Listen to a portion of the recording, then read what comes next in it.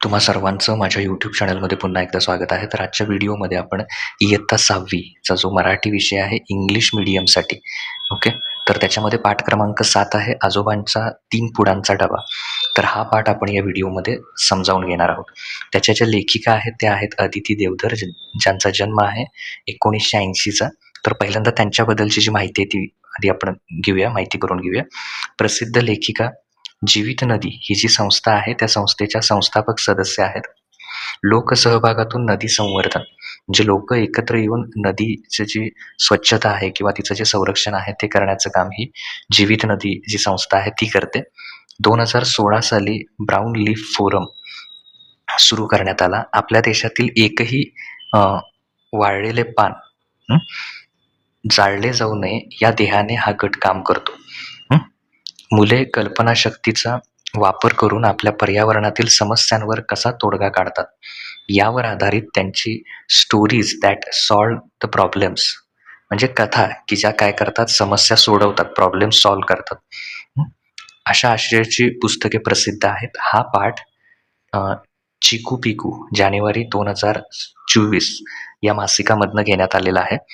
प्रस्तुत पाठातून प्लॅस्टिकचा अतिरिक्त वापर झाल्यामुळे निसर्गाचं कसं नुकसान होतं, तसेच निसर्गाचे नुकसान टाळण्यासाठी कोणकोणत्या उपाययोजना करता येईल याचं वर्णन एक कथा तयार केली आहे आणि त्या कथेच्या माध्यमातून अतिशय समर्पक शब्दामध्ये म्हणजे अतिशय योग्य शब्दामध्ये लेखिकेनं ते केलेलं आहे. तर सुरुवात करूया आपण. यश आजीला कपाट आवरायला मदत करत होता. आजी कपाट आवरत होती आणि तिला यश जो आहे तो मदत करत होता. कपाटात त्याला एक वेगळ्या आकाराचा डबा दिसला. एकावर एक असे 3 डबे होते त्याला. किती डबे होते? एकावर एक 3. हा वेगळ्या आकाराचा डबा त्याला सापडला. यश म्हणाला, कसला भारी डबा आहे हा, कुणाचा आहे?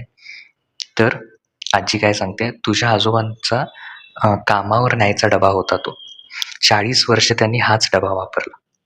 तर त्यांनी 40 वर्ष काय केलं, हाच म्हणजे यश त्या आजीचा नातू आहे आणि 3 कप्पी जो डबा बघितलाय. तर तो बघितल्यानंतर त्यानं आजीला प्रश्न विचारला की हा कुणाचा आहे?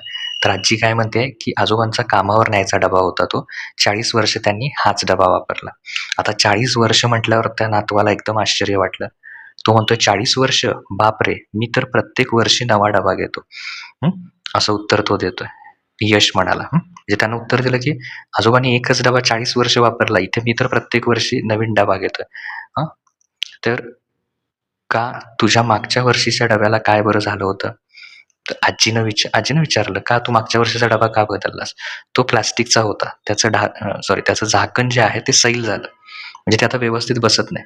मग आम्ही काय केलं, त्यावर उपाय म्हणून नवीन डबा आणला. यश म्हणाला. त्यामुळे मला बदलावाच लागला डबा. असं तो म्हणतोय. आता पुढे. तर आजी काय म्हणते बघा, अरे मग तो तुटका डबा कुठे असेल आता? बहुतेक कचऱ्यात टाकला असेल किंवा भंगारवाल्या काकांना दिला असेल. मग यश त्याच्यावर काय म्हणतोय, आजी काय विचारते, तो तुटका डबा कुठे असेल आता? तर त्याच्यावर यश म्हणतोय की तो एकतर कचऱ्याच्या डब्यात टाकला असेल किंवा काकांना दिला असेल. तर पुढे काय म्हणाली बघा आजी, तुला माहिती आहे तुझ्या डब्याचे छोटे छोटे तुकडे झाले असतील. एखादा तुकडा कचऱ्याच्या ढिगात पडला असेल किंवा जमिनीत गाडला गेला असेल. कदाचित कुठल्या तरी टेकडीच्या पुढचा भाग बघूया इथे, टेकडीच्या पायथ्याशी किंवा दरीत सुद्धा तो असू शकेल. हे प्लॅस्टिकचे तुकडे शेवटी कुठे जाऊ शकतात याची माहिती आहे का तुला? याची माहिती आहे? कुठे? यश प्रश्न विचारतोय. कुठे जातात? यशने विचारले. नदीत, आजी म्हणाली. कसं काय? तर पावसाळ्यात वाहणारं पाणी नदीत जातं. जाताना बरोबर कचरा सुद्धा काय करतं, घेऊन जातं. तसंच तुझ्या डब्याचं प्लॅस्टिकही नदीत पोहोचेल. नदीतून ते समुद्रात जातात. मासे खाऊ समजून ते प्लॅस्टिक खातात. प्राणी, पक्षी, माणसं मासे पकडून खातात. मग हे प्लॅस्टिक कुठं बरं जात असेल? आता एवढी सगळी गोष्ट आजीने सांगितली. म्हणजे तो काय म्हणतोय, नक्कीच यश जे तुमचं उत्तर आहे तेच यशनं दिलंय. त्यांच्या आणि आपल्या पोटात. यश म्हणाला. आजी म्हणाली, स्टीलचा डबा मात्र बरीच वर्ष टिकतो. डबा तुटला तरी तुटलेल्या स्टीलच्या वस्तू वितळून नवा डबा तयार करता येतो. यश हे सगळं ऐकून थक्क झाला.